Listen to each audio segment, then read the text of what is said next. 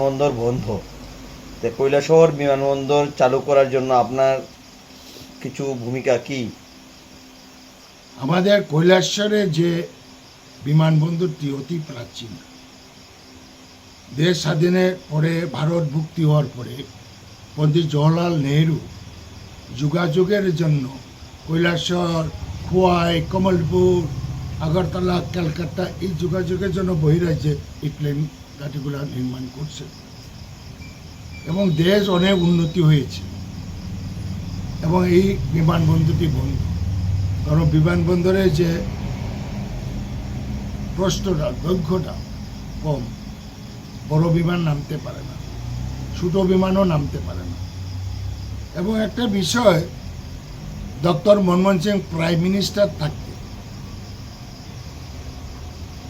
এক অর্ডারে 100টা বিমানবন্দর পুনর্নির্মাণের জন্য, নতুন নির্মাণের জন্য মঞ্জুর করছিল। এর মধ্যে কৈলাসহর বিমানবন্দরটি অন্তর্ভুক্ত আছে।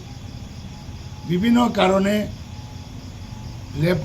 লেফট ফ্রন্টে গভর্নমেন্ট ছিল, তারাও কিছু করে নাই। যে 100টা বিমানবন্দর স্যাংশন করছিল, 99টা কমপ্লিট হয়ে গেছে সারা দেশে, একমাত্র কৈলাসহরে বাকি আছে। কারণ এখানে বিমানবন্দরটা যদি সঠিকভাবে চালু করতে গেলে এটা জমি অধিগ্রহণ করতে হয়। রিসেন্টলি গভর্নমেন্টের একটা আদেশে 59 ডিস্ট্রিক্ট ম্যাজিস্ট্রেট অ্যান্ড কালেক্টর উনি একটা সার্ভে করে 72 একরের একটা প্রপোজাল পাঠিয়েছে। আমরা ডিস্ট্রিক্ট অ্যাডমিনিস্ট্রেশন থেকে জানতে পেরেছি জমি অধিগ্রহণ করে এখানে বড় বিমান নামার ব্যবস্থা। কিন্তু একটা লক্ষণীয় বিষয়, এই বিমানবন্দরটি যেহেতু একটা ইম্পর্টেন্ট, ভারত পাকিস্তান যুদ্ধের সময়, বাংলাদেশ স্বাধীনতার যুদ্ধের সময় এই বিমানবন্দরটি গুরুত্বপূর্ণ ভূমিকা ছিল এবং পালনও করছে। এখান থেকে ফ্লাইট উঠত উপরে, সেখান থেকে ইনস্ট্রাকশনে সেখানে স্থল বাহিনীরা অ্যাকশন নিত, আমরা নিজের চোখে দেখেছি। কিন্তু একটা পরিত্যক্তভাবে রয়েছে। এখন বর্ডারে উত্তেজনা, বাংলাদেশের সঙ্গে ও পাকিস্তানের সঙ্গে, এই যে একটা ইম্পর্টেন্ট, এটা যুদ্ধকালীন ভিত্তিতে এই বিমানবন্দরটি নির্মাণ করা দরকার।